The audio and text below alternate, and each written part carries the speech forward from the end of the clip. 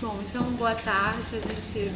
Nós vamos dar início, né, ao segundo dia desse segundo encontro, questão de crítica, né, a segunda edição do encontro questão de crítica. Só para trazer de novo aqui, além das mesas de debate, que ontem, na abertura, a gente teve a palestra com Valmir Santos e a mesa crítica no processo criativo, a função do dramaturgista. Tem segmento hoje com duas mesas. O encontro ainda se estende, né, durante a semana. A partir de amanhã a gente tem uma oficina com o Valmir Santos, até de 25 a 29. E em abril a gente também continua o encontro com a oficina da Luciana Romagnoli, da semana que vai do 22 ao 26 de abril. Tudo aqui no Espaço Sesc. E ainda tem a graça desse ano, a novidade, que é nos meses de maio, junho e julho, vai acontecer um seminário que vai ser orientado pela Daniele Ávila e por mim também. Tudo aqui no Sesc, com inscrições gratuitas. Bom, então, dando seguimento aos debates, nós vamos iniciar essa mesa que, de algum modo, reafirma, nesses 5 anos da revista Questão de Crítica, o interesse numa esfera, num âmbito de discussão que foi despertado ainda durante o nosso curso de graduação em Teoria do Teatro na Unirio, que é essa perspectiva que surge por atravessamentos, né? Então, um pouco pensando nisso, é que a gente criou essa mesa. É a crítica nas artes, no cinema e no teatro. Aí eu vou apresentá-los, mas só para dizer assim que a configuração dessa mesa, ela já conta com um irrepresentável, que assim, a gente faria parte da mesa a Cecília Cotrim, que é professora da PUC, mas ela não pôde estar com a gente, então nós convidamos a Cecília para abrir os seminários, né, que eu e a Dani Ávila vamos realizar a partir de maio. Então, a gente vai iniciar os trabalhos. Nós convidamos duas pessoas que a gente admira, né, e que são meio que representantes, por assim dizer, né, do cinema e do teatro. Então, aqui do meu lado tem a Consuelo Lins, que é professora associada da Escola de Comunicação da Universidade Federal do Rio de Janeiro. Ela é pesquisadora na área de comunicação, além de realizadora. E o João Cícero, que é crítico teatral, professor, dramaturgo e teórico de arte. E assim, a gente vai abrir a mesa, eu vou pedir a Consuelo para iniciar. E é isso. Obrigada. Boa tarde. Enfim, vou apresentar algumas questões referentes a uma certa trajetória assim, da crítica de cinema, e tentando ver, enfim, de alguma maneira como é que a gente pode fazer um cruzamento, né?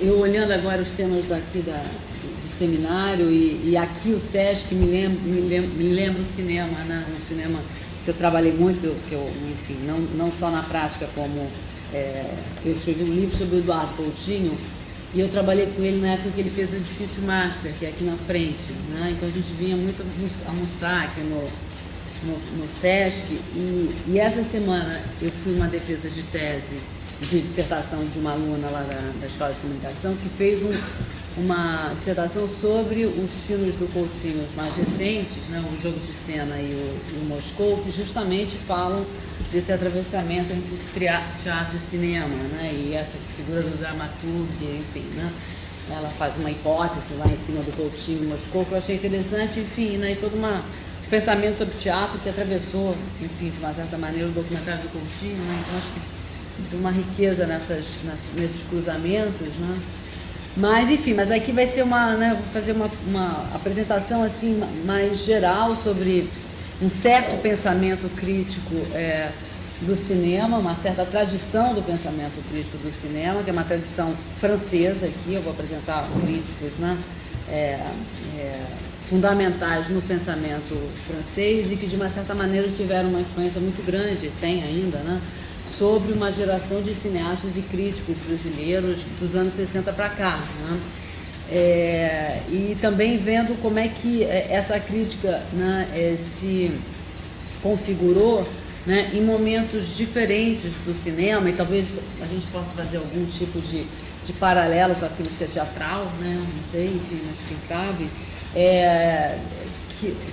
que é possível talvez pensar, né, numa crítica do cinema, né, é possível pensar nessa trajetória crítica do cinema em um momento que o cinema era, digamos, a única arte industrial, né, então uma crítica que se começa, né, a se chamar de fato crítica cinematográfica nos anos 50, né, onde a televisão ainda não tinha sido inventada, né, onde o cinema era muito dominante, assim, pelo menos em termos né, de uma arte que fosse de massa, né, que tivesse essa dimensão, né, esse cruzamento entre arte e indústria, né, mas ela era, digamos, única, né, nesse contexto audiovisual. Depois, a partir dos anos 60, quando o cinema, né, começa a se confrontar com a produção televisiva, né, e começa a perder público para a televisão, enfim, né, então, e todos os cruzamentos possíveis que foram feitos entre cinema e televisão a partir dos anos 60, né, e depois o cinema, né,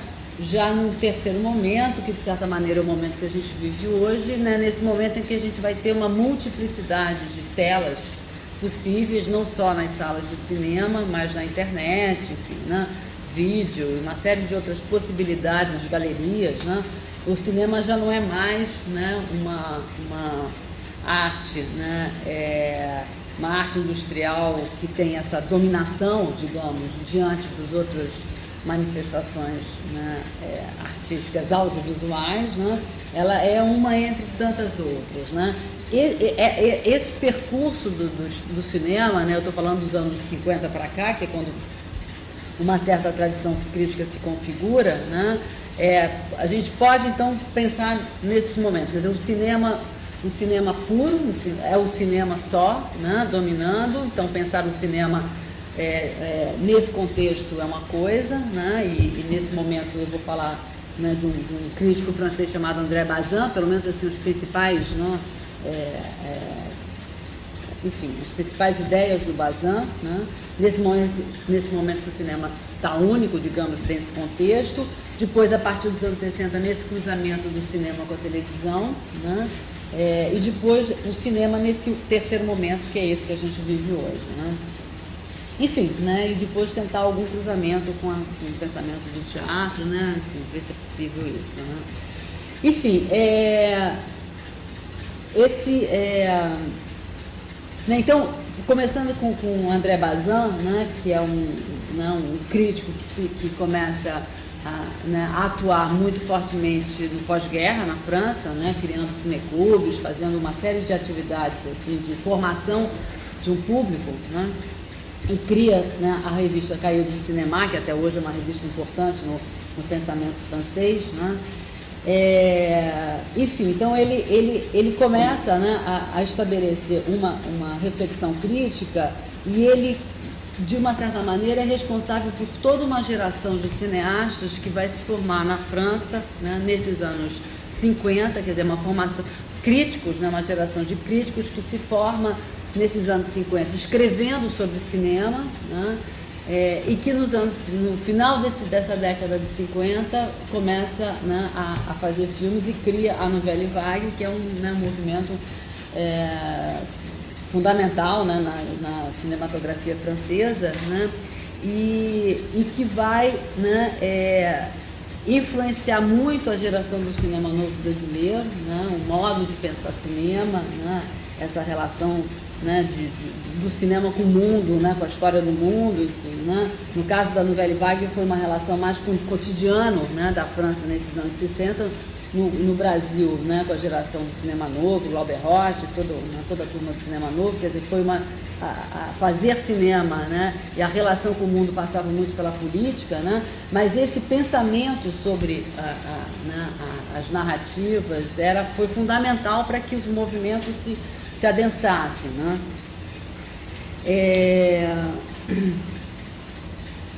O André Bazin, né, ele tinha uma definição assim do cinema e do real, né, cinematográfico, do realismo cinematográfico, tributária, né, da fenomenologia, né, e ele valorizava, ele de certa maneira era um crítico normativo, né, ou seja, ele valorizava certos procedimentos cinematográficos em detrimento de outros, né? A gente tem esse tipo de pensamento crítico nas artes plásticas também, enfim, né? Em vários, dependendo da fase, né? Mas ele priorizava um certo cinema, né? Que era o cinema né? Da duração, do plano de sequência, enfim, né? Em detrimento de outro, né? E depois, quer dizer, nos anos 60, ele foi muito criticado, né? Eu acho que são esses movimentos dentro do pensamento crítico que acontecem, né? Ele foi muito criticado por essa postura mais normativa, né? E porque ele acreditava muito nessa dimensão realista da imagem, né? Que a imagem, de uma certa maneira, trazia, né, nela a impressão do real, né? Então, todo esse pensamento que tinha como base, né, né, esse idealismo, digamos, né, sofreu nos anos 60 muitas críticas, né? Mas, de todo modo, foi um pensamento que permitiu, né, um rico diálogo, né, com os cineastas, né, e críticos que vieram depois, né? Uma questão dele era, né, que é o título de um dos livros de críticas que reuniu as críticas do Bazin, é o que é o cinema, né? Pautou direta ou indiretamente, né, os escritos de toda uma geração dos anos 60 e 70. Né? O ambiente cultural criado em torno da revista Cahiers du Cinéma e de seus críticos, né, influenciou gerações de cineastas e críticos de todo o mundo. Desculpa, eu já estou repetindo aqui, né? Então, esse primeiro momento do Bazin era um momento que ele defendia um certo, né, em oposição, por exemplo, a todo um pensamento das vanguardas dos anos 20, né, que defendia uma pureza das artes, né, o Bazin, de uma certa maneira, inicia, né, um movimento de defesa da impureza do cinema, né, o cinema justamente como uma arte impura, né, aberta a todas as outras artes, a literatura, o teatro, né? Então foi uma postura muito inovadora, né, em relação a um certo pensamento, né, artístico que defendia uma especificidade das artes, né, que de certa maneira é uma posição que a gente volta e meia vê emergir de novo, né, essa ideia de que certas produções ou certos campos artísticos teriam especificidade, né, a partir de certos dispositivos, né? Por exemplo, um exemplo cotidiano hoje, né, quando emergiu a câmera de celular, por exemplo, voltou-se a se falar de um certo cinema que pudesse utilizar a especificidade da câmera de celular, essa câmera que podia estar em todo lugar, que podia filmar, né, e rapidamente se viu que novamente, quer dizer, se faz cinema a partir de um novo dispositivo, quer dizer, ele está de cara já misturando uma série de outros campos, né? Enfim, então o Bazin é o primeiro, digamos, que dentro do cinema, né, embora ele tenha sido criticado por algumas, né, posições, ele defendeu essa ideia da impureza das artes, né, que eu acho que é o que a gente vive hoje, né, essa ideia de que tudo está meio atravessando tantos procedimentos de criação, né, como os procedimentos de exibição, né, hoje numa sala de cinema, de teatro, né, a gente tem o cinema presente, enfim, né, essas outras artes de uma certa maneira atravessando, né. O outro crítico, quer dizer, o Bazin então vai ter, né, essa postura formadora, né, de uma série de cineastas e críticos, né, ele vai ter uma postura de alguma forma normativa, né, estabelecendo que um cinema é melhor do que o outro, mas vai ter coisa, né, que isso é criticável, mas ele vai ter essa postura aberta em relação à mistura das artes, né. Um outro crítico que é posterior ao André Bazin, né, que que também é muito importante nesse pensamento cinematográfico, da crítica cinematográfica, até eu estou me atendo à crítica, né? Nessa tradição que é bastante importante, né? No pensamento cinematográfico, né? Nos Estados Unidos, no Brasil, na Europa, enfim, né? Um outro crítico importante chama Sérgio Daney, né? Que entra, digamos, também faz parte dessa tradição da revista Cahiers du Cinéma, e ele começa a escrever, né, no momento em que justamente há esse cruzamento com a televisão. Quer dizer, digamos que o que o Bazin anunciou, né, nas suas críticas nos anos 50, né, o Sérgio Daney vai de uma certa maneira se inserir, né, no momento em que já há essa mistura entre cinema e televisão, né.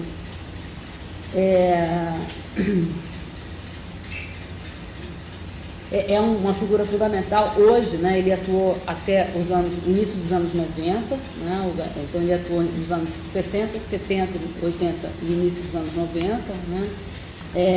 E é um crítico muito citado, né, hoje, né, por vários críticos, e, por exemplo, tem uma belo introdução que o filósofo Gilles Deleuze escreveu que foi publicada num dos livros do Deleuze. Ele faz uma introdução a um livro do Sérgio Daney e né, coloca ele numa posição né, de pensamento sobre o cinema, né, assim, maior no contexto, né, dos anos 90. Enfim, né, então assim, ele diz muito que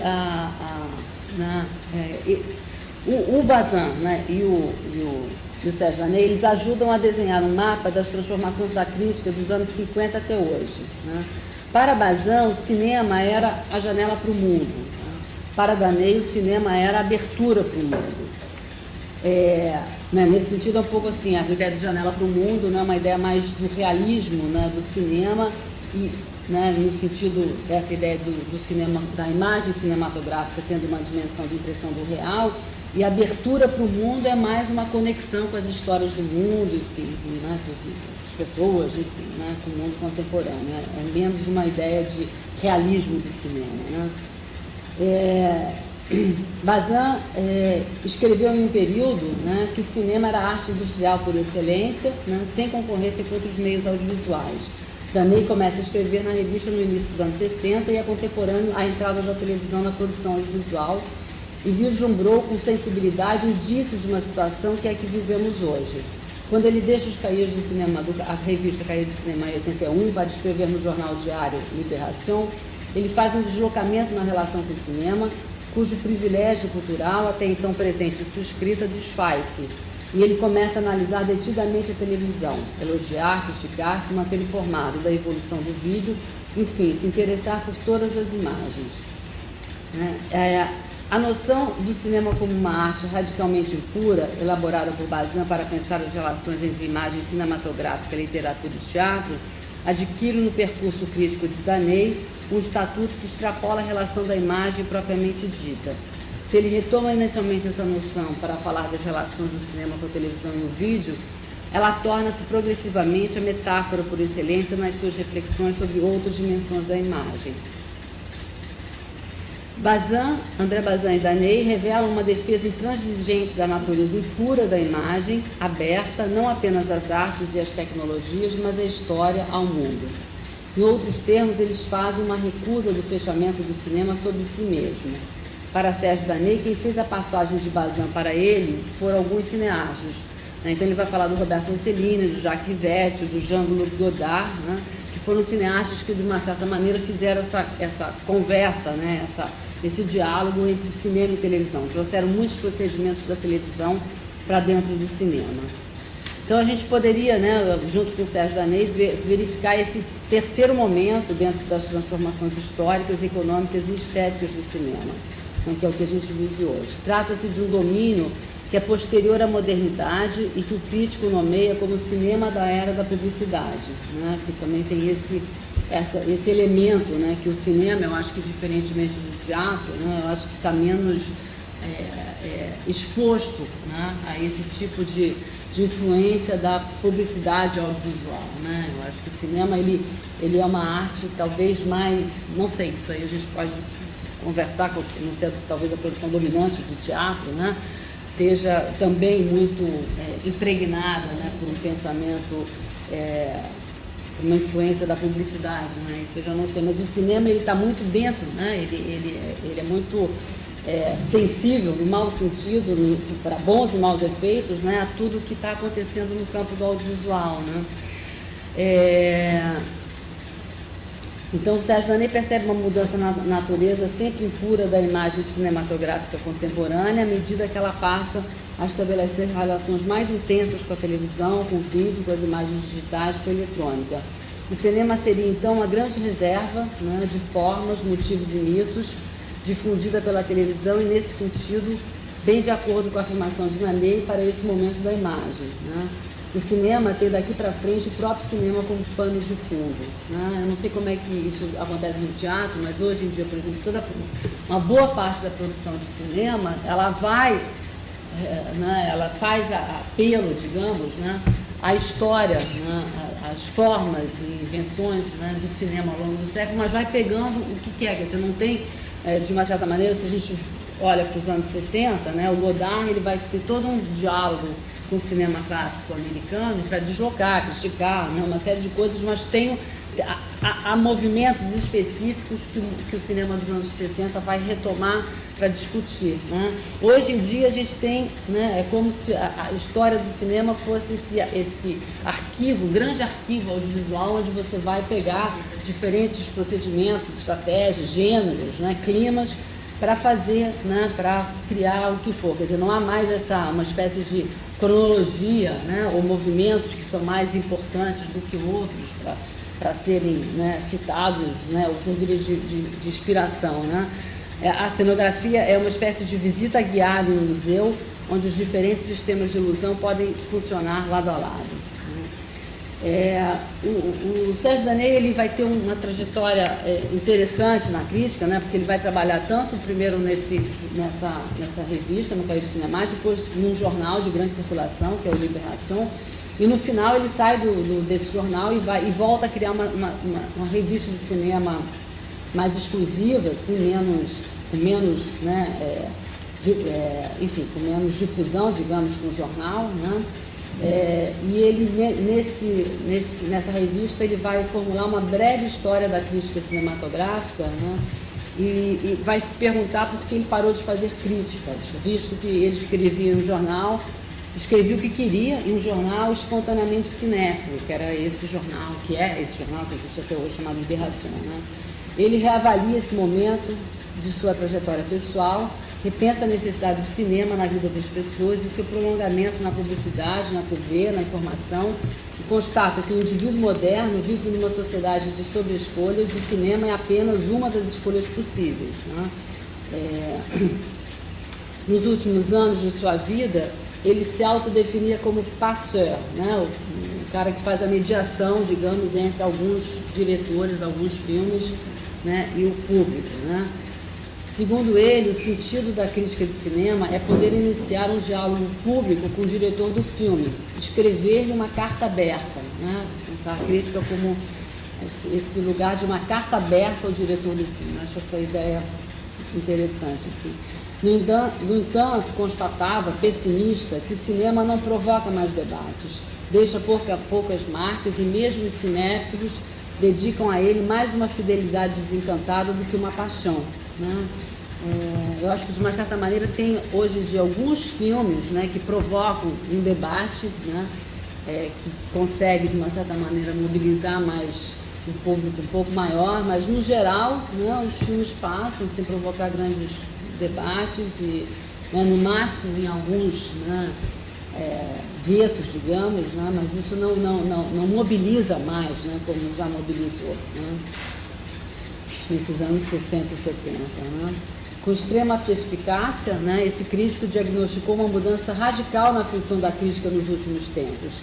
O crítico, que informava sobre viajantes como Godard, Cassavetes, Bergman, né, um grande cinema de autor, digamos, né, foi substituído por uma espécie de advogado dos interesses do público.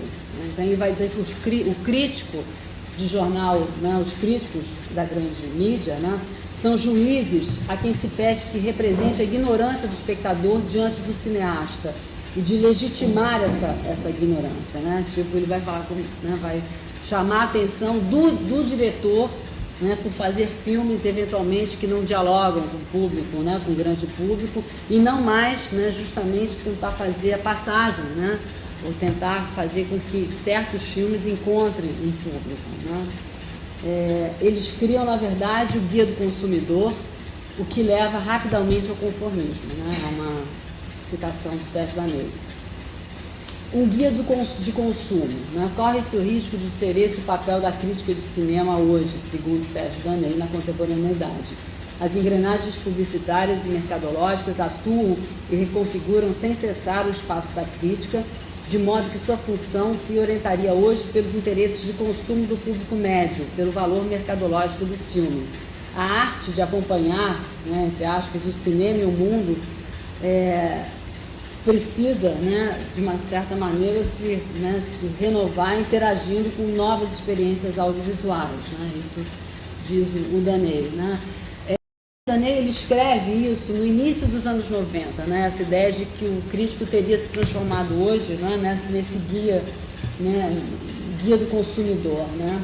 Eu acho que desde que, né, ele parou de escrever, ele morreu, enfim, né? Eu acho que dos anos 90 para cá, né, a gente teve essa grande mudança assim, na configuração mediática que foi, né, a entrada da internet, né, dos sites, dos blogs, né, que você hoje em dia tem, quer dizer, o crítico tradicional, de fato, ele perdeu o lugar, né, na grande imprensa, né, e a gente vai ver, quer dizer, que vão ter vários, de uma certa maneira, sites, né, alguma coisa que, né, uma configuração que às vezes produz em certos nichos, né, aquele filme tem uma importância, tem um diálogo, né, mas de alguma maneira eu acho que tem aspectos positivos, né, e negativos, né. Eu acho que tem um lado interessante, que é o crítico de jornal hoje, né, de cinema, pelo menos de cinema, né, ele não ter mais nenhum tipo de influência efetiva sobre a ida dos espectadores,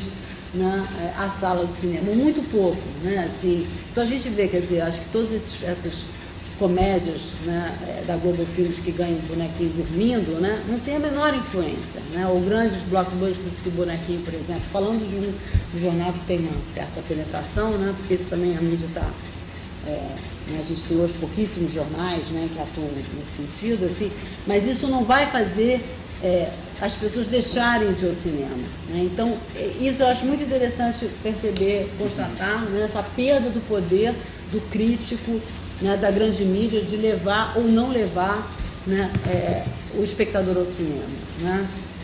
Ao mesmo tempo, eu acho que dentro de certos nichos, né, na internet... Aí é uma diferença enorme no teatro. Né? Oi? Aí é uma diferença enorme no teatro. A grande mídia pode ter esse poder de levar a ver peças sem significado cultural nenhum. Mas aí é interessante você ter colocado isso, porque eu acho que... Porque isso aí é só você ver lá os bonequinhos dormindo. Não, é Globo, muito legal e tem um teatro cheio. Agora, tem alguma, assim, eu acho que a crítica de cinema na grande mídia tem alguma influência sobre o filme médio, europeu, né? Algum tipo de filme. Né? O Daniel está aqui, talvez ele possa me falar mais coisas, que está mais a tempo, né? Estou escrevendo Globo há pouquíssimo tempo, né? Então, assim, eu tenho... percebo essas coisas meio claras, óbvias, assim, né? Mas ao mesmo tempo o que eu percebo também nesses nichos da internet, seja no Facebook, seja em alguns blogs, eu acho que às vezes tem também a postura que a gente pode dizer que talvez tenha sido autoritária por certo crítico de jornal, né, de cinema, né?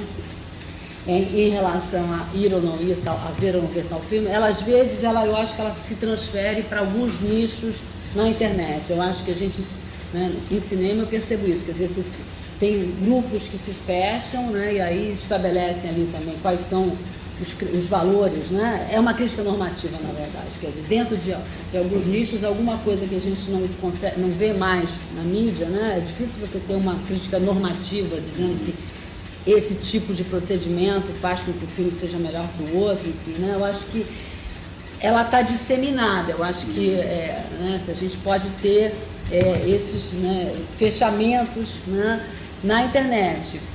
pode ter coisas interessantíssimas e coisas também, enfim, né, de você priorizar um certo tipo de linguagem e também não se abrir para nada além daquilo, né? Enfim, de toda maneira, né, eu acho que é um quadro interessante, assim, né? Eu acho que, de fato, né, a gente consegue ver essa trajetória, não sei como é que se dá no teatro. Eu acho assim que a crítica, eu vejo que a crítica no jornal, por exemplo, na grande mídia, né, de artes plásticas e de teatro, artes plásticas conseguem ser mais, enfim, apresentar conceitos um pouco mais elaborados do que na crítica de jornal, acho que na crítica de cinema. A crítica de cinema tem um pouco essa ideia do cinema, todo mundo vai ver, todo mundo tem uma opinião para dar, então assim, você tem que se ater a certo, se limitar um pouco. Eu vejo a crítica de artes plásticas no jornal, né, consegue ser muito mais sofisticada do que a crítica de cinema, né? Eu acho que o cinema tem essa coisa que nem futebol, todo mundo fala, né? Assim, todo mundo é crítico de alguma maneira, né? E teatro eu não sei, mas eu acho que de alguma maneira eu acho que talvez tenha isso, né? Essa diferença, você pode levar um público ao teatro, né? Eu acho que sim. Não tem as vozes que são guiadas. Eu ouço isso aí. O pessoal tem um poder forte. Tem um segmento, né? Dentro de um segmento tem esse poder. Para outro segmento. Eu acho que aí é parecido, né? Assim, mas enfim, isso a gente pode voltar depois a, né? É isso, eu não sei se, espero que a gente consiga fazer alguns cruzamentos, né? Mas tinha uma coisa meio específica aqui, mas vamos... Eu acredito que sim, eu acho que já ficaram até de umas indicações assim, de conversa, de discussão. Vamos ver a fala do João agora, né? Vamos ver o que a gente pode ainda apontar. Vamos lá, né? Tô gritando não, né, Dani? É porque eu tenho um problema, gente, que eu sou surdo desse ouvido, eu falo muito alto, então o Humberto, você faz assim se eu estiver gritando, porque a Dani tem coisas para fazer, você faz assim. Porque aí eu posso vir a gritar, que legal. Então vamos lá. Eu fiquei, na verdade, assim, um pouco querendo, né, construir alguma coisa que tivesse relação com uma atividade que eu faço, né, amadora, num certo sentido, porque eu me sustento como professor e, tipo, eu escrevo crítica, como a maioria dos colegas, de modo amador no melhor sentido, né? A gente faz no sentido de alimentar um debate, né? Fortificar uma discussão. E aí eu tenho sempre uma coisa que eu fico pensando, né? Que desde o primeiro seminário do Rio Sena, que o grupo se juntou, aí se desencontrou e depois se reencontrou, e as meninas montaram essa iniciativa do Questão de Crítica, tudo.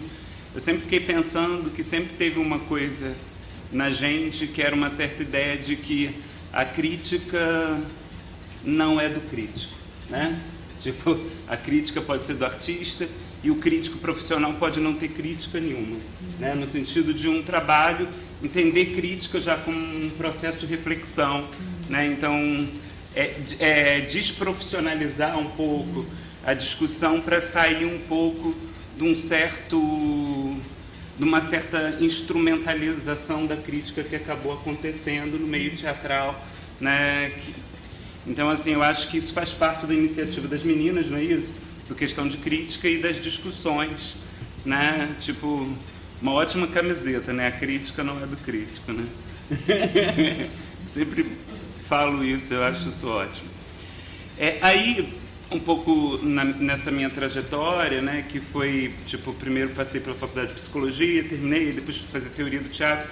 É uma faculdade que a gente tem um privilégio, assim, lá a gente não teve aula com o Ronaldo Brito, mas é uma faculdade que teve Flora Sequim, de Ronaldo Brito, que teve sempre, assim, uma discussão um pouco de ponta das artes visuais e um pouco de ponta da literatura, convivendo lá no departamento de teoria, né, com excelentes professores de literatura. Então a gente sempre, na verdade, chegava lá, cadê o teatro, e saía de lá com um monte de coisas, né, tipo, na cabeça. E um pouco a nossa formação se fez lá na Unirio e se faz um pouco nessa nossa trajetória, sempre nesse diálogo. Aí, eu acabei agora, estou terminando um doutorado sobre historiografia das artes visuais, sobre o Júlio Carlos Argan. E aí o Júlio Carlos Argan me coloca muito uma questão patrimonial, mas uma questão patrimonial da falência, porque é tipo um historiador italiano fazendo no século XX uma releitura de toda a arte moderna, no momento que a Itália, na verdade, está destruída, no momento que a Itália está desvalorizada, no momento que toda a construção discursiva das artes visuais norte-americanas são contra a perspectiva italiana, toda a construção patrimonial francesa é contra a perspectiva italiana, e o Argan, ele numa investida patrimonial, mas numa investida patrimonial de falência, ele vai ter que reconstruir esse debate pensando a arte italiana. E aí, muito curiosamente, né, ele tem muita recepção no Brasil, que é um país que não tem teleologia, né, que a gente já começa a nossa historiografia da arte sem, na verdade, poder assumir qualquer questão de ponto. Então, é muito interessante pensar como um historiador vai ser tão bem recebido no historiador da falência dentro de um país que, na verdade, tem uma dificuldade de estabelecer uma historiografia da arte, né? E um pouco por conta disso que eu escolhi 2 peças de teatro que se baseiam, assim, que tem uma relação direta com um discurso patrimonial da arte brasileira, né? Farnese de Saudade, Cara de Cavalo com Hélio Oiticica, Farnese de Saudade com Farnese de Andrade, né? Patrimonial, assim, num bom sentido, né, gente? No sentido que estão acabando com nossos museus, um sentido de tradição, mas uma tradição não como sinônimo de conformismo, né? Porque toda vez que a gente fala a palavra tradição parece que é a mesma coisa que conformismo. Eu acho que isso é um certo problema, né, que o capitalismo atual quer incutir para sempre ter ponta e, tipo, dominar mesmo, né? Então, assim, só para não ficar, quando eu falar tradição, não ficar parecendo que eu estou fazendo um discurso a favor do conformismo. Porque existe o conformismo de ponta, né? O conformismo do design, o conformismo de outras esferas da sociedade também, né? E a gente está sofrendo muito por isso, né? Aí eu escolhi esses 2 espetáculos um pouco para tentar pensar os procedimentos críticos que essas obras entram, e também porque são obras contempladas por dinheiro público, são projetos, né? São projetos que trazem uma certa discussão, então eu acho que isso é muito interessante da gente pensar aqui também, né? Não estou falando de outro tipo de obra, né? Por isso que eu escolhi, eu queria falar de outras, mas assim, na medida que essas obras elas entram, assim, o teatro incorpora um discurso de uma historiografia brasileira de arte e constrói um espetáculo e de formas diferentes, né? E aí eu só vou dizer qual é a fala. Primeiro, assim, agradecer muitíssimo ao Vandré, né? Que o Vandré, ele me deu o texto, ele me deu um DVD com capinha. Na verdade, isso não tem preço. E ele veio. E o Pedro, que é meu amigo, me deu um DVD com envelope atrasado e não veio. Você vê como é que... né? Isso precisa agradecer. Não veio. Deixa gravado. Né?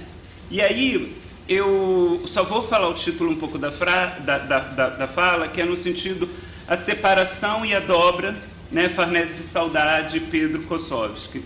Não, Pedro Kossowski no Cara de Cavalo, porque eu gosto tanto do Pedro que eu fico botando o nome dele aqui. A separação e a dobra, Farnese de Saudade, Cara de Cavalo. Então vai ser um pouco essa fala, um pouco para pensar em que medida se opera um processo de separação do mundo, separação mercadológico.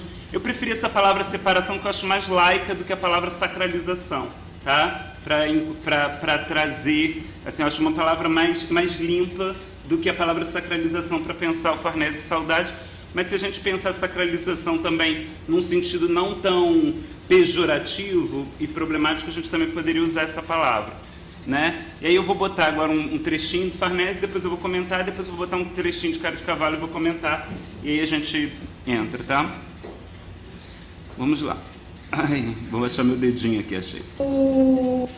É um vozeirão, hein, gente? No 18. Né? Gente, é russo. Não, vamos botar. É aqui, né? Como é que faz, gente, agora? Foi. Risque meu nome do seu caderno, pois não suporto o inferno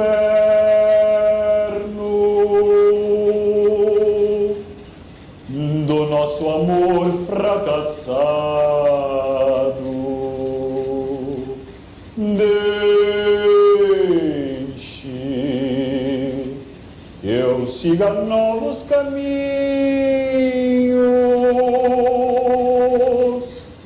em busca de outros carinhos.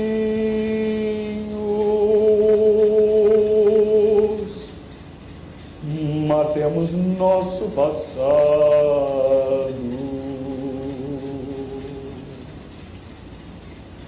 Mas se algum dia talvez a saudade apertar, não se perturbe, afogue a saudade nos copos de um bar. Creia, toda quimera se esfuma como a brancura da espuma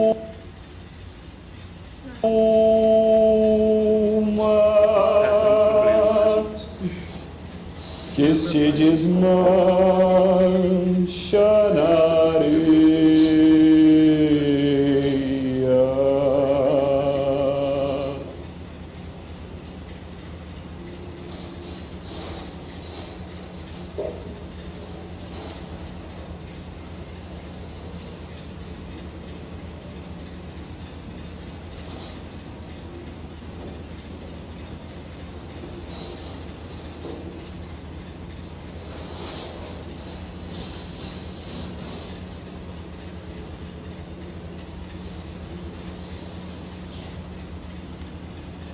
Mas se algum dia talvez a saudade apertar,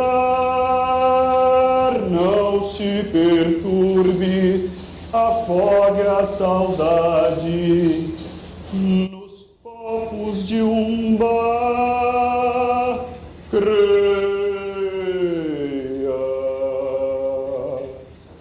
toda quimera se esfuma como a brancura da espuma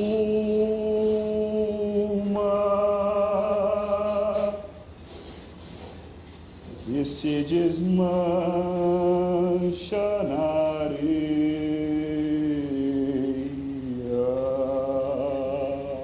Domine oremus, te rogamos, altus, benedictus es Domini Deus universae, cadetua largitatia, mos pane quantibus ferimus, fructum terra et operis manu hominum, ex quo nobis fiet panis vitae, benedictus Deus in saecula. Quando eu era criança, eu sofri uma queda que me deixou com amnésia por uma semana. Eu aproveitei para reler quase a coleção inteira do Tico Tico. E também outras revistinhas infantis, benedictus es Domini Deus universae, cadetua largita, accepmus vino quantibus ferimus, fructum vitis et operis manum hominum, ex quo nobis fiet potus spirituales, benedictus Deus in saecula, orate fratres, ut meo vestrum sacrificium acceptable, fiat apud Deum Patrem onipotentem. Por causa dessa queda, eu tenho uma certa deficiência cerebral. Pode ir, gente. Agora eu vou falar um pouquinho. Sei que tá Eu não bom. consigo guardar nada do que... É só porque a gente tem hora, tá? Só porque a gente tem hora. Aí, né, como eu achei que essa questão da separação, né, no fato de que se trabalha uma espécie de relação o tempo todo de separação, desde separação do tratamento verbal, né? Você tem um eu de relato, né? Que se por um lado ele não é linear, como a Diná fala na crítica dela, mas ele instaura um clima biográfico circular o tempo todo, né? Você tem um eu de relato, você tem músicas e uma espécie de reza que sempre vai invadindo, e uma certa marca de invasão de um discurso pelo outro, né? E essa invasão ela seria marcada com algum movimento, tipo um pouco de ser possuído, né? Como se ele fosse possuído, tem um momento que o corpo mimetiza um choque, né? Ou uma possessão, isso fica livre, e aí o tratamento discursivo é mudado, né? Então você tem, dentro dessa questão verbal, sempre essa separação. Uma separação que eu acho muito interessante, que é a separação, que eu não sei, sabe, Celina, eu li um depoimento seu, eu não sei se é anti-máscara, porque eu achei assim, tanto assim, eu fiquei lendo coisas sobre máscara, porque um pouco, eu adorei a fala ontem ai, gente, eu não posso esquecer ela, Fátima Saad, porque eu conheço a Fátima, ela deu cursinho para mim em São João de Meriti. Então, assim, então, mas não é a Fátima, não é? Eu era um garoto, onde tudo começou, né? Então, assim, a Fátima falou uma coisa ótima, né? E eu achei até o testemunho dela muito bom, como ela tinha um termo que ela era chamada e que esse termo foi modificando por um problema de interpretação histórica, né? A questão do dramaturgista, que coisa. E eu acho que um pouco o que eu vou fazer aqui na minha fala é um exercício um pouco de tradução, não de implicância, mas de tradução, como alguém que passeia pelo teatro e que também está dando conta de algumas questões das artes visuais e pensar um pouco nessas questões, né? Se a gente pensa que não tem nada sobre rosto, e aí a gente pode dizer que é anti-máscara, mas aí esse não serve para tudo, porque tudo que não está no rosto, sempre que o rosto está isolado, então está sem máscara, então todo rosto nu tem uma anti-máscara. Então por isso que eu achei que não seria, na verdade, forte. Mas eu acho muito forte se a gente não pegar essa discussão antropológica e a gente pensar dentro do discurso do ator, como na verdade você jogou para fora, para a superfície, o paradoxo do ator, né? Isso eu acho muito mais forte, porque você tem o personagem, que é o Farnese da saudade, né? A figura do Farnese, atrás na cabeça do ator, e eu acho isso muito forte do espetáculo, é uma das coisas que eu mais gosto, desenhado, né? Na pele, e você tem um ator, que por mais que ele assume o relato, ele nunca mimetiza imitando, não é um processo de composição assim. E aí, nesse sentido, eu acho muito interessante a gente pensar lá com o Diderot, né, tão atacado pela performance, né, mas como, na verdade, um discurso sobre a performance joga para a superfície esse paradoxo do ator, mas vocês não abrem mão desse paradoxo do ator, e aí cria uma tensão muito interessante, que é não aceitar uma certa teleologia fácil de tudo é performance, e aí eu acho muito forte dentro do espetáculo, assim, tipo essa questão do corpo, e que tem muito a ver com a gente, a figuração do corpo humano, com a nossa tradição ocidental, né? Que o homem é a imagem e semelhança de Deus, então uma relação com a figura do homem é muito presente, né? Porque a gente opõe, né? Diferente dos índios, né? A gente opõe o abstrato do figurado. O índio não. No corpo dele tem estrelinha, tem cavalo, tem figuras e tem o abstrato, então todo ele é uma cosmologia. A gente não, a gente sempre trabalha com a imagem do homem como imagem de Deus, e eu acho que está ali, presente nessa metafísica, né, do espetáculo, que é muito interessante. Também a voz, né, a voz do Ruiz, que ela tem um tom, e a voz do relato ela tem um outro tom, outra separação muito bem trabalhada, né, como essa questão de tons. Existem tons que vão e voltam, né? E a divisão, né,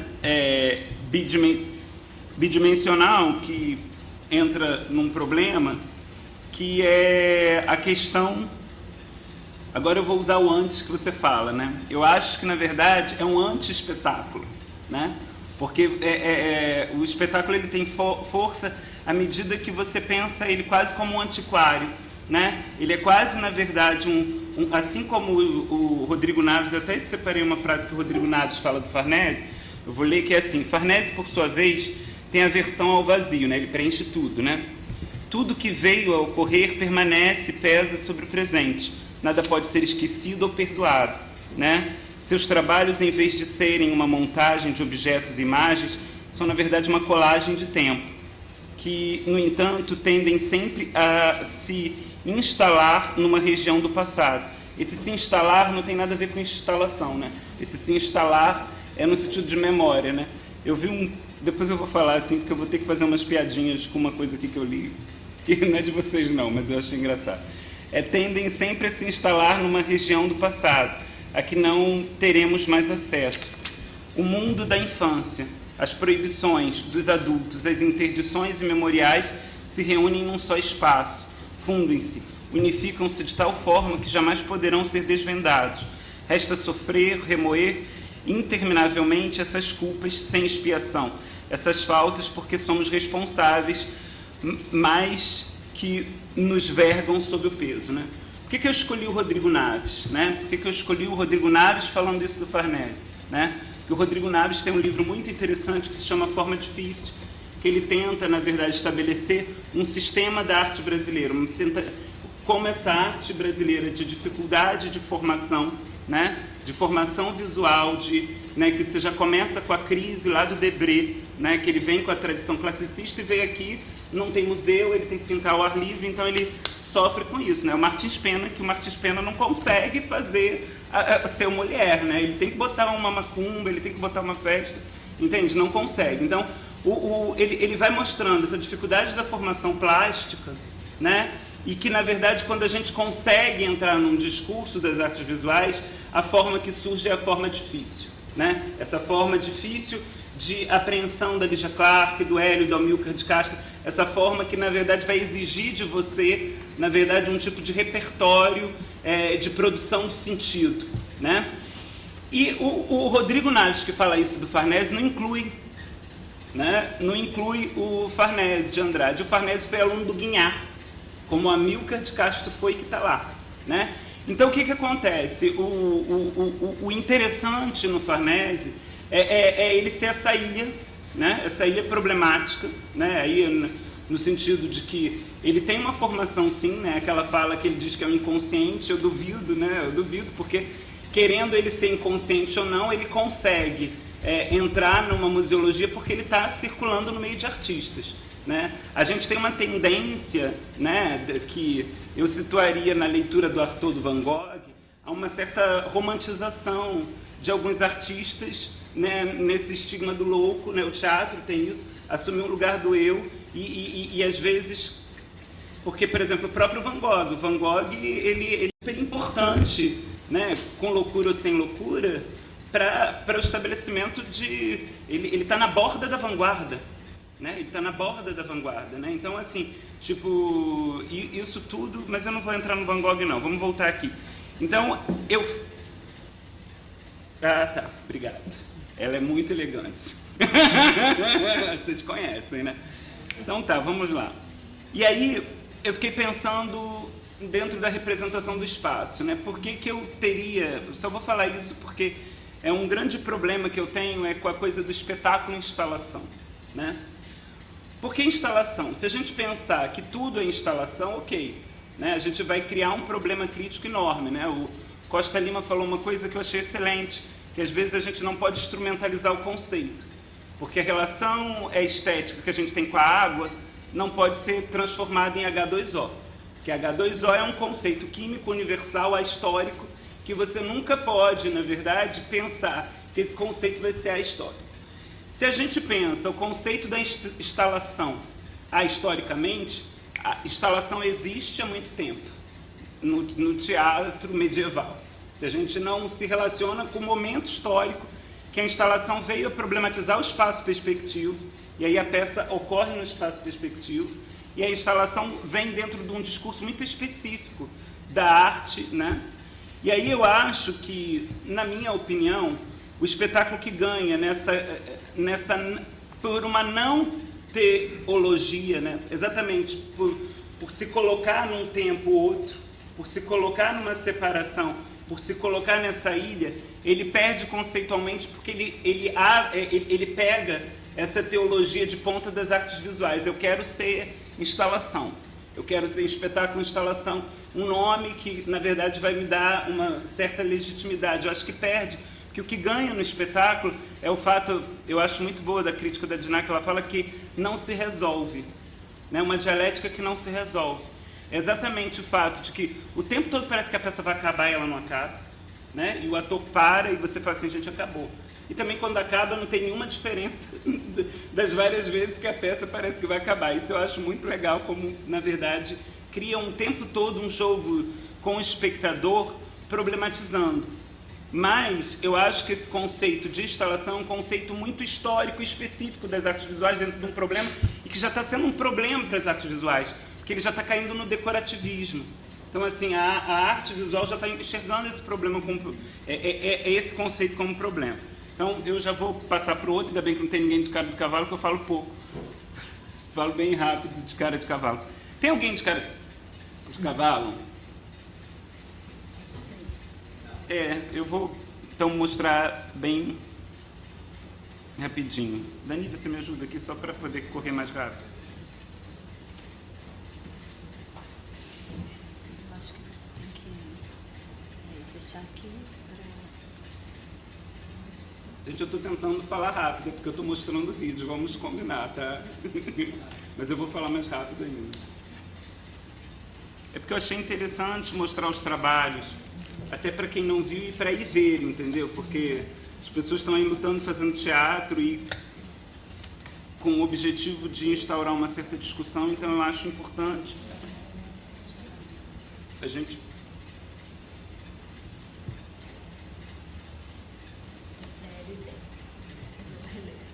Vai não, bom, você tem uma mão abençoada. Minuto 10. Vamos ver como que vai.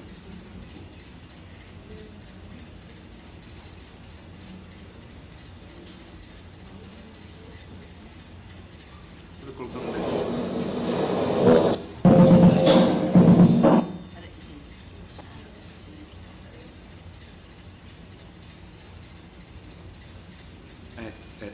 Isso. Aqui. 10 e 5. Tá bom. Agora bota a tela. Aumentar? A tela. Agora é o cara de cavalo, tá, gente? Como é que se fala com os mal feitos desses? Então se esforça mais. O seu medo pode me fazer imaginar as piores coisas. É só um comentário muito interessante que eu separei bem numa fala do cara de cavalo, que eles começam a discutir sobre a cara, né? É o retrato falado, né? E é também a cara de cavalo. Pode soltar, né? Vamos tentar mais uma vez? Os olhos. Os olhos são grandes? Sim, grandes. E os dentes também grandões? Sim. E as orelhas pontudas? Isso, pontudas. E o nariz?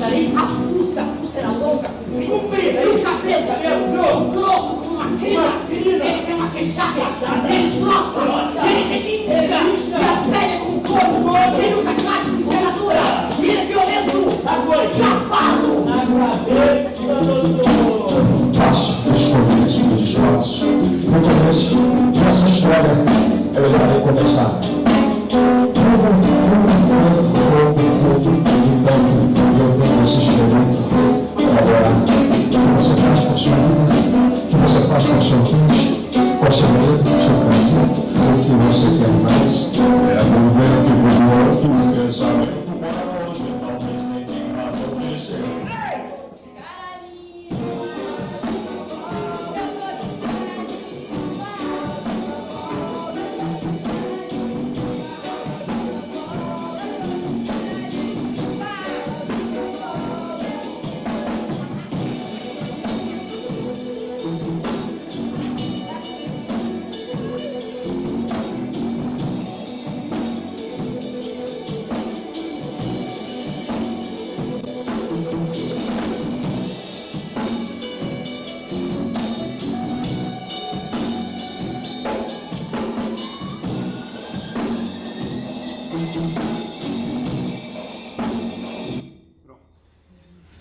Separei essa parte menor porque também a gente está com tempo corrido. Aí eu cortei aqui, mas eu não vou ler, eu só vou fazer alguns comentários, eu não vou ler outras citações, né? Vou separar. Aí, como eu falei que eu acho que eu percebo essa separação, né? Essa operação de separação, né? Alguma coisa que se separa, e tem muito a ver com a fala ontem do Henrique, né? Quando o Henrique estava falando da distinção, né? Naturalização, desnaturalização, né? Eu acho que é um trabalho mesmo que se faz nessa direção de naturalização, perceber uma naturalização hegemônica e criar alguma coisa que desnaturalize, né? E aí, o que eu acho que o caminho já é outro Gente, onde eu botei? Eu tirei... Ah, aqui, tá. E o caminho já é outro na peça do Cara de Cavalo, porque Cara de Cavalo, ele é um discurso, obra do Hélio de Sica, um personagem que interessa a ele, de um marginal, né? Que existiu, e a peça, na verdade, constrói, né, uma certa estrutura, tem uma estrutura interna linear, que quer ser um pouco um pastiche do Nelson Rodrigues daquela época, né? Isso é de propósito, o próprio Pedro revela, né? Usa personagens, usa um tipo de produção pontuada, muito parecida com a dicção do Nelson Rodrigues, tudo isso. Só que você, na verdade, a peça está ali dobrada a alguma coisa que são entrevistas sobre arte e violência de uma figura que é o pai do Pedro, como é que é o nome? Ricardo Kozovski, que é muito interessante, que ele está ali totalmente decadente, né? E se a gente corresse mais ia ter ele falando, mas é porque eu queria um pouco falar mais, aí tem que tirar do vídeo, gente, desculpa. A pessoa gosta de falar. E aí Você já está anotando o tempo? Tá, aí o que eu acho interessante é que fiquei muito pensando no que o Deleuze fala, né, da questão do barroco como dobra, como alguma coisa que se dobra até chegar ao infinito, né? E aí o Deleuze faz uma distinção, que existe uma operação de divisão, separação, e existe uma relação de dobra, que uma coisa, na verdade, não está oposta à outra, né? Eu acho que o Pedro consegue muito bem nessa peça criar uma relação de dobra na medida que você vê uma cultura de um show meio vagabundo, assim, acontecendo, e aí você pensa que o show também se dá no espaço perspectivo. Tem projeções que também não são tipo video art, são quase projeções de telões, assim, meio vagabundos, assim, tipo, falando relatos, e vai para o quadro da cena, e isso vai se dobrando, esses quadros, muito de uma forma a construir uma alegoria que acaba que Cara de Cavalo é só uma figura alegórica para ele falar da própria relação da arte com a violência, né? Cara de Cavalo é uma alegoria, né? Ele não é mais uma figura, porque ele se dissolve, ele dança o parangolé do Hélio, então assim, ele se dissolve dentro do discurso que vai acabar sendo criticado. Numa fala depois que é muito interessante, ele vai estar falando sobre o Graciliano, né? Que aí o Graciliano, a cara meio artista falando, porque o Graciliano fala, e aí é uma fala interessante que o Graciliano fala assim, se a miséria não existisse, que ele teria uma crise, se a miséria não existisse, não existiria a literatura dele, né? Isso é muito interessante na medida que você estabelece a discussão da peça sobre a relação da arte e violência, como dentro dessa ideia da arte da violência, a própria linguagem vai se dobrando dentro dessas várias naturezas múltiplas de perspectiva, né? Uma iluminação aqui, um show que está acontecendo ali, um projetor, aí vai depois para um ao vivo, você vai o tempo todo multiplicando, e isso continua, essa discussão continua, né? Então eu separei assim várias dobras, né? A dobra, primeiro, essa ideia que eu acho interessantíssima do Deleuze, que a dobra vai para o infinito, né? Sem criar divisão, né? Vai para o infinito, e ali no caso, em volta dessa discussão, dessa ideia da arte e violência, você vai vendo as coisas se dobrando. A dobra artista-matador, né? E eu acho muito interessante, porque eu acho que esse artista, o próprio Hélio é criticado pelo ceticismo do Nelson. Isso eu acho muito legal, né? Porque já está se falando, né, de um certo romantismo dentro da crítica de arte do Hélio Oiticica. E é muito legal como aquela moral reacionária do Nelson um pouco obscurece uma vontade revolucionária do Hélio de Sica. Eu acho isso muito interessante, como isso na peça se constrói, né? E nessa dobra artista-matador.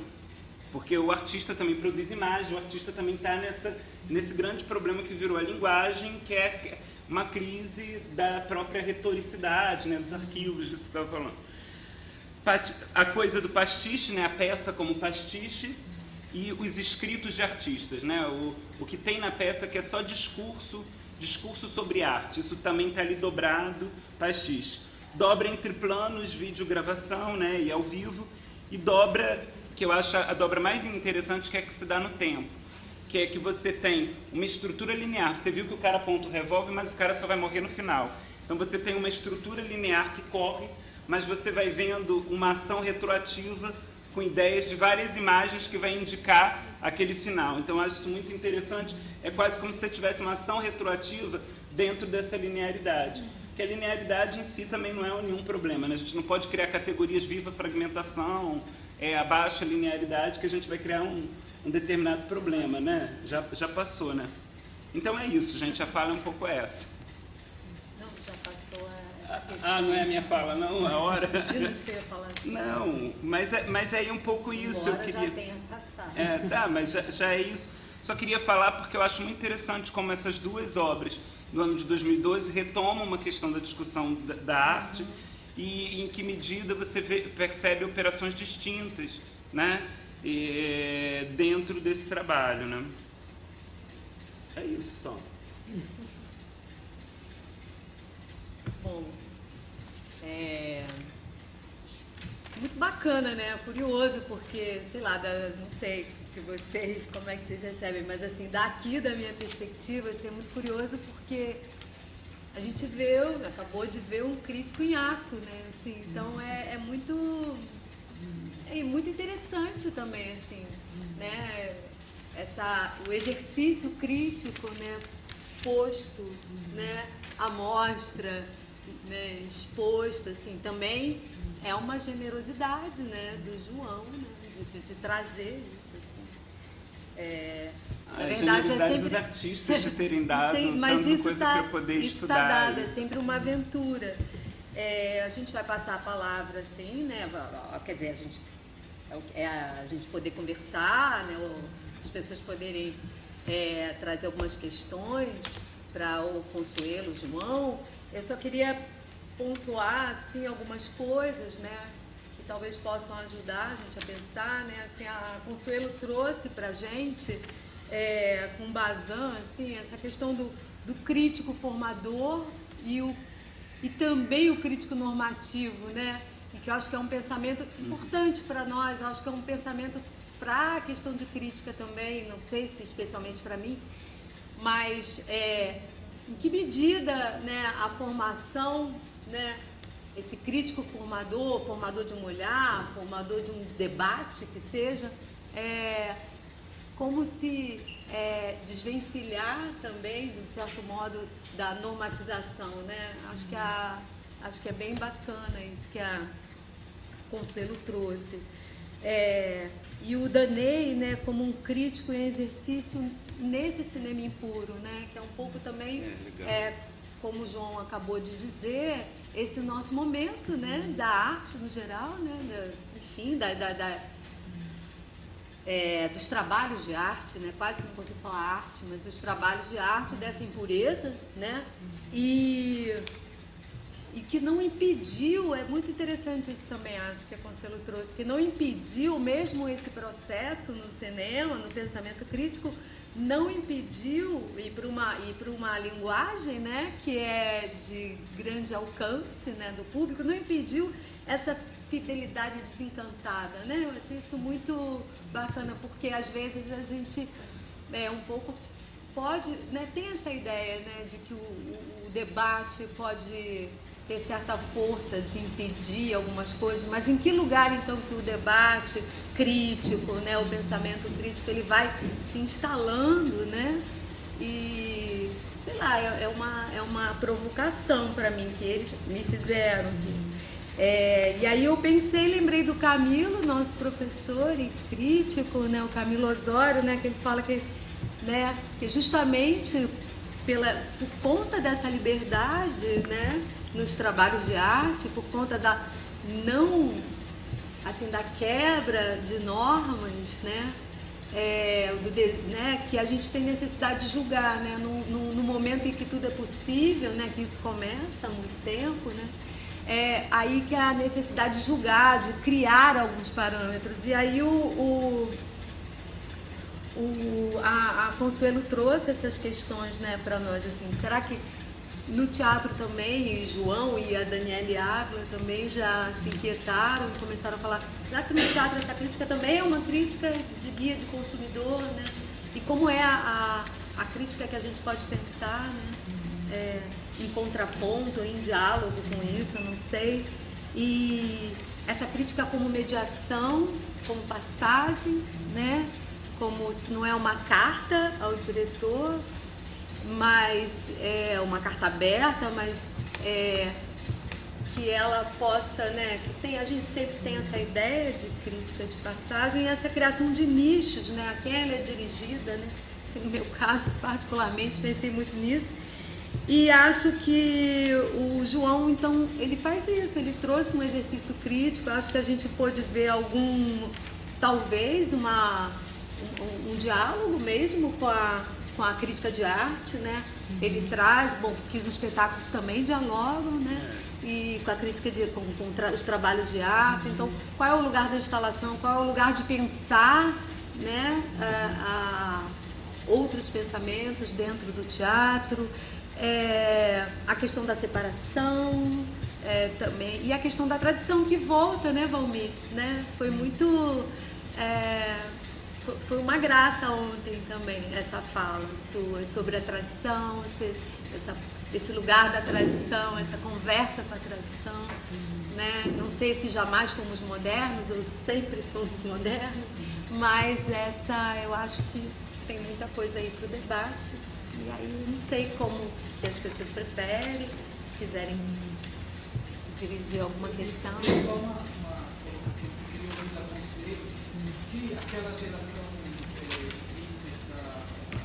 do Bazan e depois são críticos, depois vão ser alguns grandes cineastas, o que vocês ouvem falar sobre a atuação deles já está de alguma forma grávida do cineasta, é uma crítica grávida do cineasta que virão a ser. O que você já ouviu sobre isso?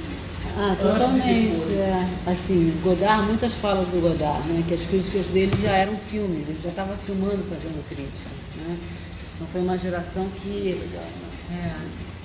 E eu acho que eles inauguram, na verdade, esse tipo de prática que a gente vai ver depois dos anos 60, é isso. Eu acho que hoje em dia você tem isso também, quer dizer, isso tem, né, é um tipo de invenção ali de uma crítica grávida de cinema, né, e essa relação com a tradição, que eu acho muito interessante, já com esse pessoal do cinema da Nouvelle Vague, né, essa geração de críticos, quer dizer, eles retomam toda a tradição do cinema clássico, né, uma parte da tradição, pelo menos, e deslocam, né? Mas não é começar do zero absolutamente, né? É eles ali, né, escolhendo dentro do cinema com quem que eles vão dialogar, né? Mas assim, mas acho que tem isso. Mas você quer falar alguma coisa em relação dessa? Porque tem a questão do crítico, o crítico como podendo ir para esse caminho, né? Eu acho, né? Da criação. Eu fico só pensando na atuação do crítico, que esse espaço, essa inquietação enquanto criador, muito latente, que depois se transforma em obra e um ato criador. É só uma curiosidade minha desses dois universos, o crítico que se abstém desse universo, de algumas escutas sobre os escritos que eu já li, que essa coisa é muito separada. E ao mesmo tempo, aí a gente tem um exemplo de fusão que depois nos faz perceber de uma forma mais conjuntural.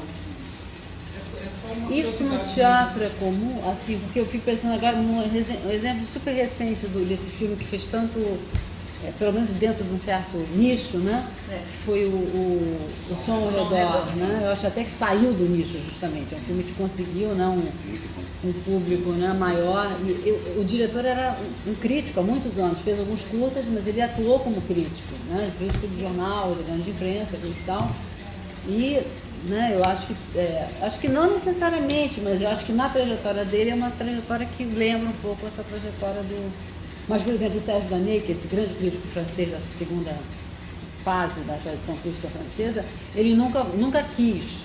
E ele falava muito isso, quer dizer, eu gosto de ser crítico, quer dizer, a única coisa que ele fazia, ele diz que de uma certa maneira né, acabou sendo contava um pouco a história da vida dele em filme, é que ele a vida inteira mandou cartões postais, que é uma coisa que acabou, um dispositivo que acabou, né, cartão postal, para a mãe dele, ao longo de muitos anos. Então, assim, foi a única formulação assim, visual que ele fez na vida, né? Então ele defendia muito isso, né?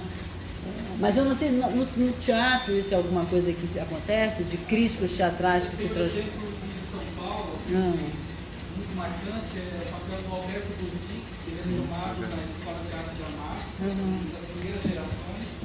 Depois ele vai fazer uma trajetória como crítico no Jornal da Tarde, até cumpre um ciclo voltando a ser ator num grupo de sátiros, muito transgressor em algumas questões formais do ator, e aí a gente vê esse crítico que a gente vê sempre, veterano em cena, totalmente entregue àquela pesquisa, à radicalidade daquela experiência daquele grupo.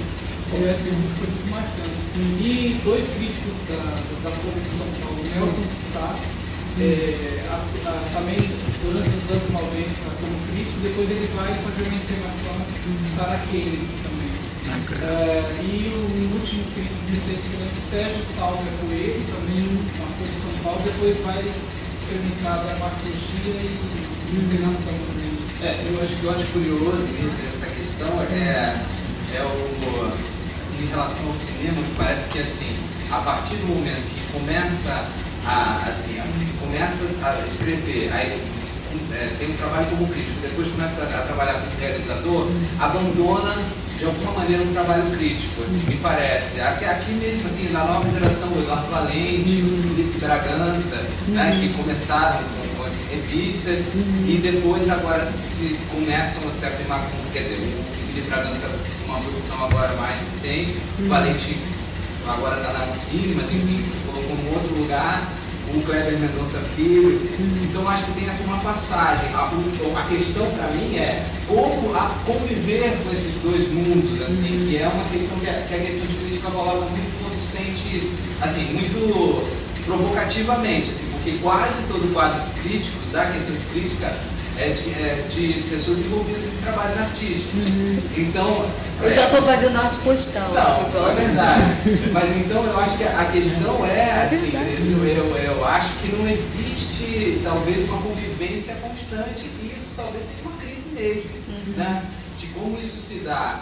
Porque eu acho que também é tentar entender e inventar que essa coisa assim, a crítica não é do crítico. Tentar perceber que a discussão está aí. Né? Então você pode se colocar como um artista ou como participante de um processo artístico e levantar uma questão crítica ou elaborar uma crítica sobre aquilo. Mas isso é muito difícil, eu acho, porque no teatro, principalmente no Teatro do Rio de Janeiro, porque a gente tem uma sombra enorme de uma crítica normativa há milênios, há décadas, que é a Bárbara Eleodora, que cada vez mais ela continua de uma maneira que é cada vez mais nociva, porque tem uma coisa que ela não se reinventa, não se reinstrumentaliza, ela continua com os mesmos paradigmas e ao mesmo tempo, quer dizer, basicamente por isso, assim, né? Isso não existe uma reinvenção. E alguns artistas, né, deixam ela ficar... Né? Eu acho que ela não é sozinha, né? Exatamente. A gente também tem que pensar... A questão não é dela, e eu acho que mais grave ainda... Né?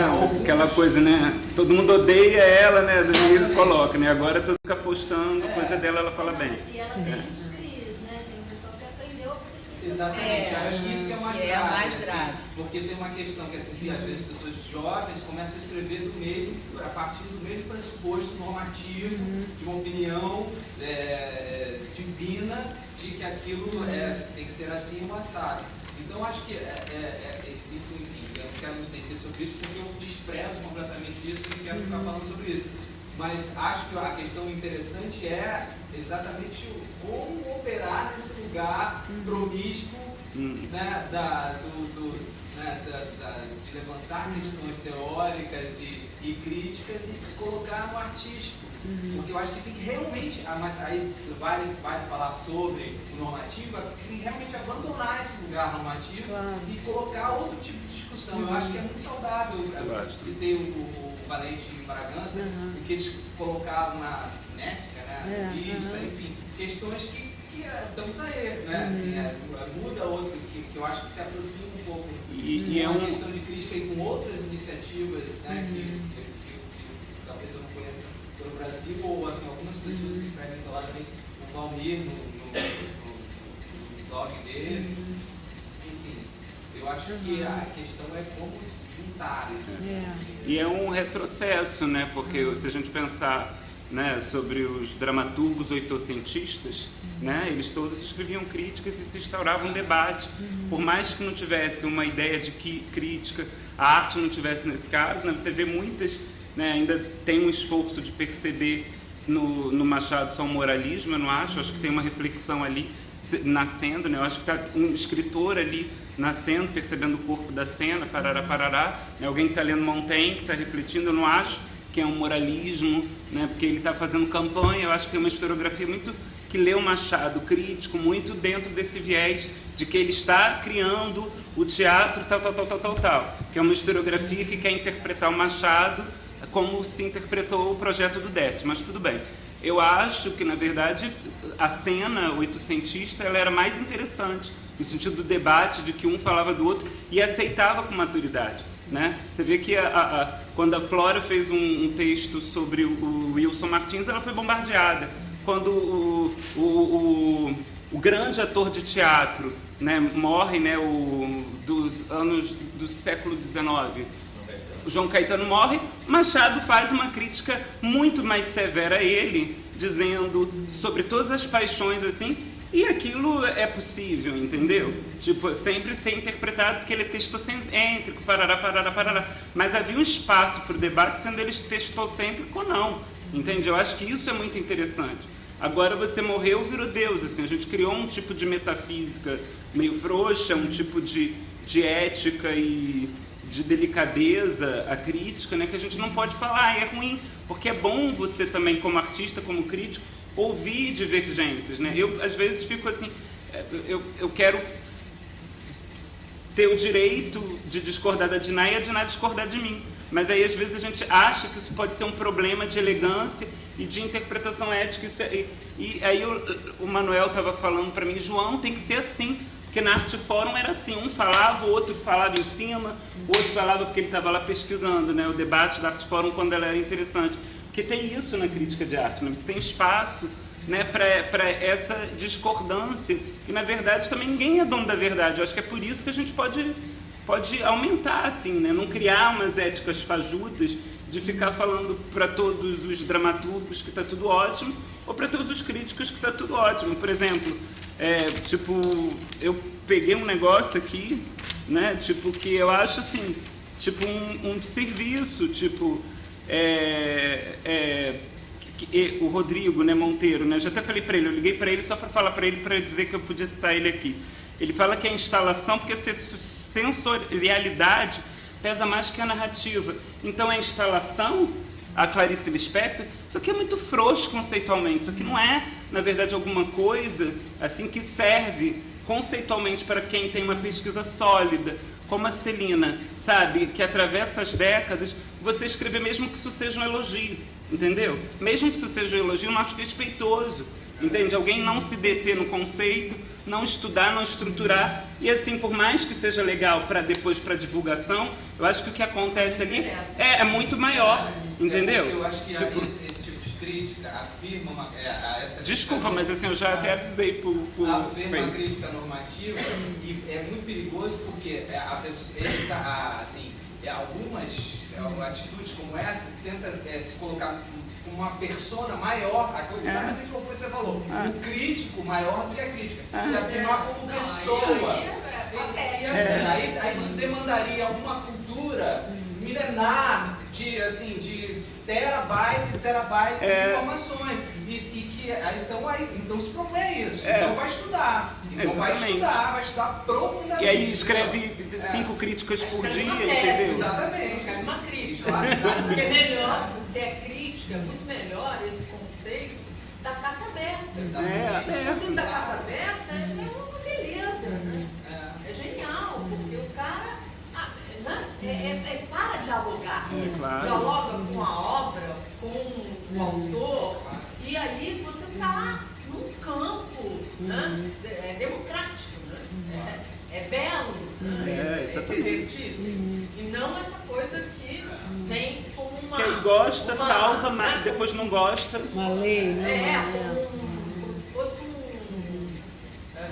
uma sentença. Essa palavra que eu queria. Uma sentença. Porque às vezes, o problema da Bárbara Leodoro é isso, que vem como uma sentença, né?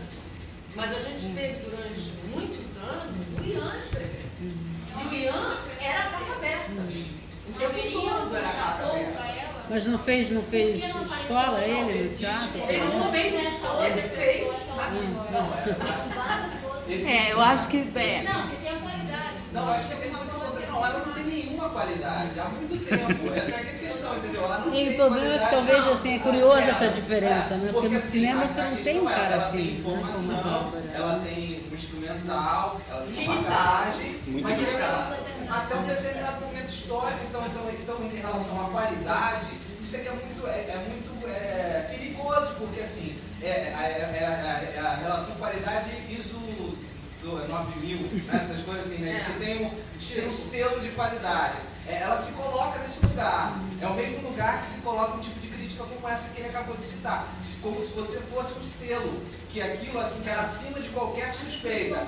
A questão da Bárbara é que ela não deveria ter instrumental.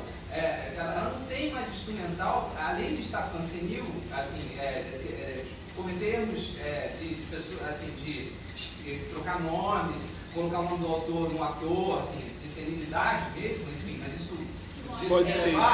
Agora a questão é que assim, não se pode se colocar, porque se você se coloca nesse lugar, imagina que tipo de instrumental você tem que ter para você ser o selo ISO 9000 do teatro, entendeu? Essa que é a questão. Mas isso não interessa mais, assim, sabe? Assim, é interessante a gente falar aqui porque eu acho que existem outras iniciativas e tal. Mas não interessa mais o ISO 9000, não interessa.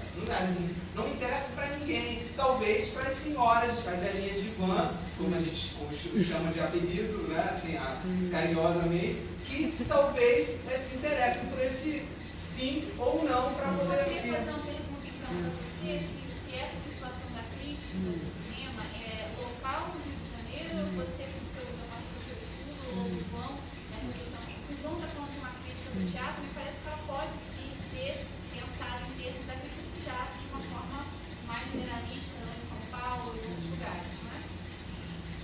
Não, assim... Você só tem como referência o recorte do Rio de Janeiro. Não, eu acho que no geral, assim, né? Essa crítica de guia, por exemplo. isso pode estar Eu acho, quer dizer, ele fez, por exemplo, o Sérgio Danilo faz essa afirmação no começo dos anos 90, né? Eu acho que pouco a pouco, Libération era um jornal francês, né? Porque o Rio de Janeiro Que é tinha... particular de uma decadência cultural. Não, no geral, Sim, quer eu dizer, acho só que tem na isso verdade um jornal, basicamente um jornal de grande circulação, né? Mas eu acho que há uma reconfiguração no geral do pensamento crítico. E eu acho que essa questão da entrada da internet, né? Agora, por exemplo, eu não vi essa peça, mas de imediato, assim, o que a gente vê é que, de fato, quer dizer, o atravessamento de várias áreas já está na peça, né? Então, se a crítica não está cruzada, né? Não tem informação de outros campos, né? Existe um período muito preciso nas artes plásticas, onde começa a ver o que chamam na arte plástica de soltando gêneros. Né? Isso tem o Benjamin Bullock, que é um crítico de arte norte-americano, e ele vai localizar isso nos anos, no final dos anos 60. Ali você vai ter toda uma produção de arte pensando ao mesmo tempo, ela pensa, você vai ter pesquisas interdisciplinares, que vai ter a dança contemporânea no mínimo, com a música mínima, com a pós-mínima, e eles estão ali fazendo, por exemplo, intercâmbio, e o Bullock chama a atenção para o seguinte: ali acontece algo inédito. Você não tem como tinha antes o Mr. Kuhn, que faria um espetáculo com o Rauschenberg,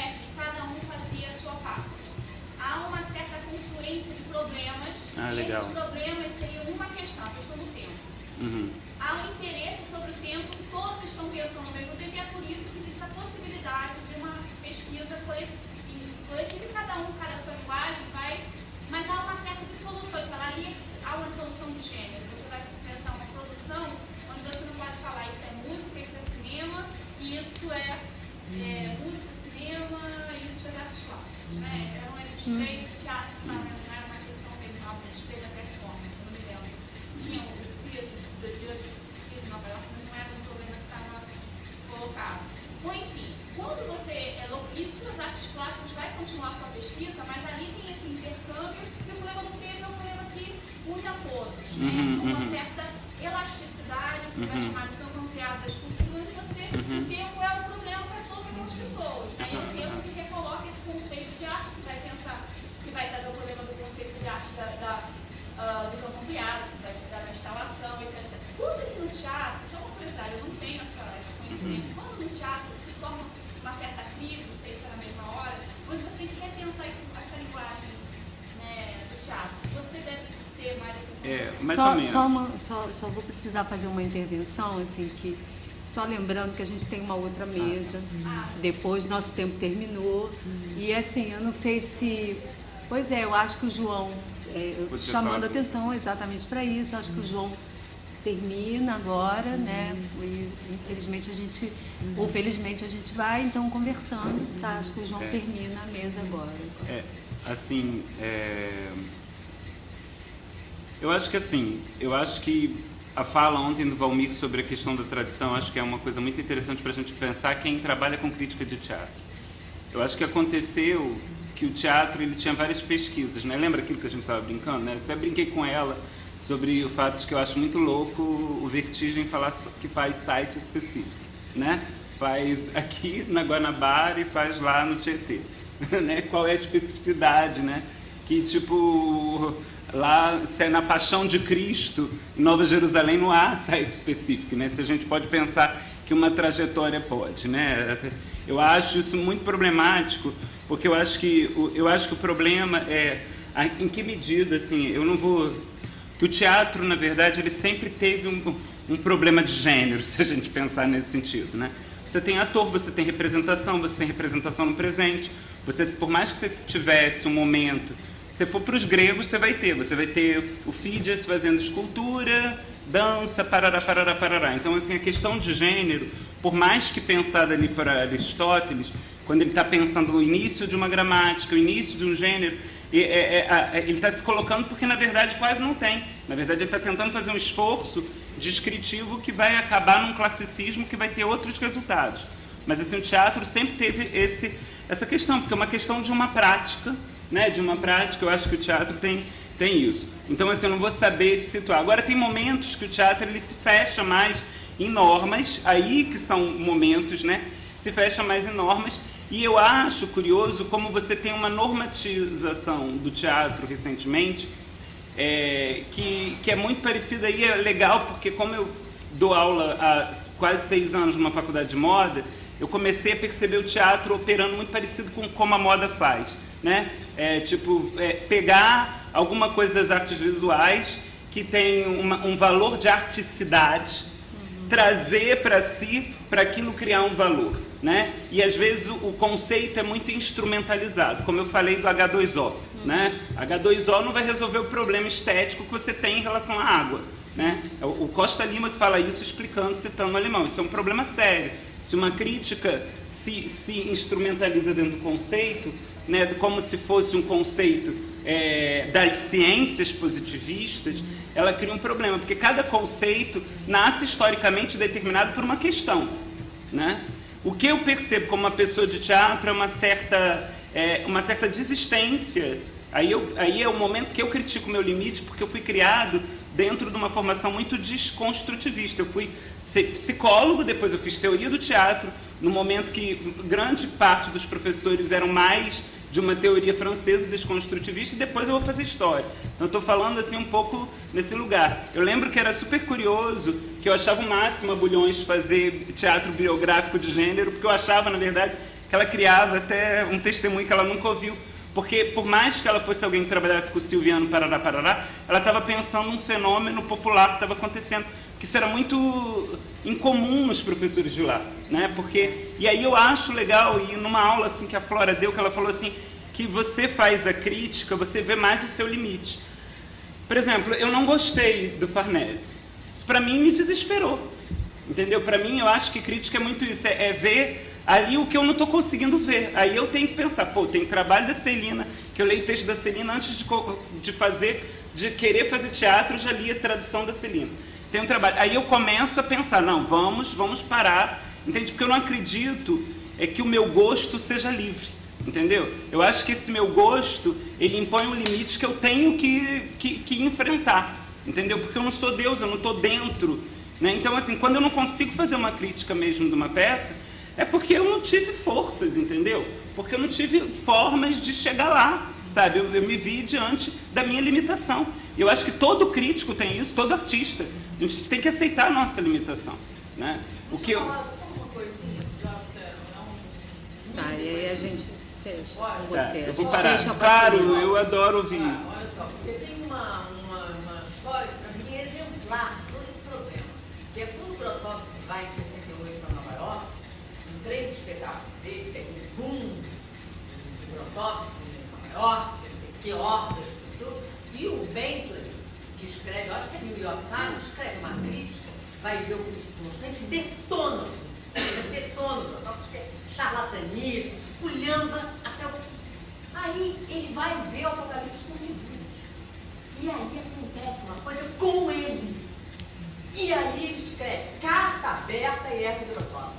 E se desdiz. Isso é E ótimo. diz, olha, aquilo tudo que eu falei, esqueçam. Porque legal. simplesmente é porque eu não tinha conseguido ver. É. E aí eu fui ver Apocalipse com figuras e aconteceu comigo uma coisa que nunca tinha acontecido na minha vida.